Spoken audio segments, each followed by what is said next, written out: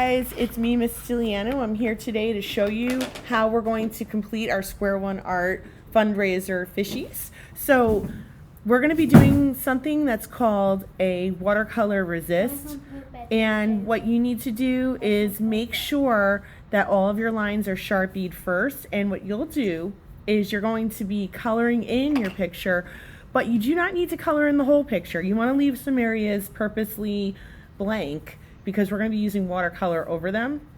So I'll be showing you my techniques. It's going to be a lot of fun for everyone, I promise. Now, do you see the way I'm coloring? I'm not really coloring completely because I'm also going to be putting watercolor in there. So that's my little secret, and that's where we're heading with this. And I know it seems weird, but just trust me. So I'm making my fish very rainbowy. It kind of reminds me of that book. Do you know it? Rainbow Fish? It's a good one, right? So that's where I'm going with mine. Yours probably looks pretty different because we all made different fish, remember? So I used that color already. I'm just trying to find, my palette here is a little bit limited. I didn't have all the colors inside of my my palette, so I'm just kind of having fun with this, all right? And I can, again, leave some areas blank, all right? My ocean floor, I'm going to make it orange. You don't have to make yours orange. And I'm not coloring thoroughly again because I have a plan for this. All right. I know. Stick with me. Stick with me on this one. I'll show you everything you need to know. All right. So it's pretty cool. I'm not going to color too much more. When I color, though, I have to press pretty hard, because the cool effect that I'm going to show you won't show up well if you don't color nice and hard. All right. So we know that watercolor, or I should say water and wax, don't like each other. And when they see each other, they say, "Get away from me." They get all crazy, right? They get bent out of shape. They say, "Stay away from me. I don't like you." That's what water and wax say. Also, water and oil, they also don't like each other. So you can get the same effect by using oil pastel instead of crayon. You can also use some secret white, okay? So I can go around and put some white in my picture. Again, you want to press really, really hard. This is a fun thing to add into the backgrounds. And if you break your crayon, don't worry about it. No need to even tell me. No big deal. All right, I break them all the time. It just is what happens. And we have so many crayons. So I'm doing my last finishing touches. I just added a different orange down here. And now, at this point, I'm ready to start adding my watercolor. So I have my great big palette. We know we never use our watercolors in a slimy way. They will never dry. In fact, you will not get the cool secret cool thing that happens if you use them slimy, all right? To use your watercolor, what you need to do is dip your brush in water first, and then what you're gonna do is you're going to pick a color, and you're going to swirl, swirl, swirl. You never want to dig or push your brush into the paint, because that's what's going to happen. That's when you're going to get that that slimy thing. All right. So these paints are already pre-wetted because we've been using them almost every day. So they're going to end up being a little bit slimy already. What you want to do is add water to them. Lots of water. All right. I'm going in my background and I'm using my big brush here. I don't have to be too careful about staying in the lines. Do you see what happened right there? So that's our secret white that we put in. You see that? I'm going to show you how to mix all different colors for your background. All right. And I'm carefully going around my fish. I'm actually going to add other colors to my background too. All right.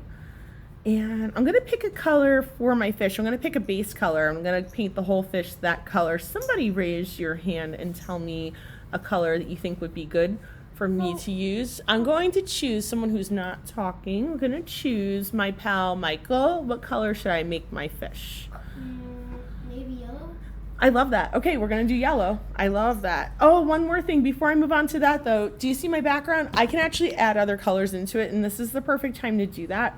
So I think I'll add some green into my background, and it's going to make it a little bit teal in some spots. You see? So I can make my background really nice and colorful. Okay, so we said, did you say yellow for the fish? That's perfect. All right. So I'm using my yellow. I have to swirl, swirl, swirl. This color is a little bit hard, I can tell, so I put more water in it, and I'm just swirling. And I'm just going to paint right over what I did. And we know that water and wax are not pals. They just don't like each other. So you get this effect where they push each other away. It might be a little bit hard to see it on the screen, but trust me, it looks really, really good. Now, at this point, I can also go in and add other colors to my fishy. All right, I think I'll add some orange. I'll go around, I'll add some orange. Why not? Just fun to do. All right, so I'm putting some color in there. Show you something else. So let's say I put too much and I'm not happy with something I've done. Like I think I went a little bit dark on the face. I can use either a napkin or a tissue, and I do something called blotting. And I'm just pressing, you see the pressing? And I can press around and lighten up whatever color I did. I really just need one or two more colors. I need something for my ocean floor. Raise your hands.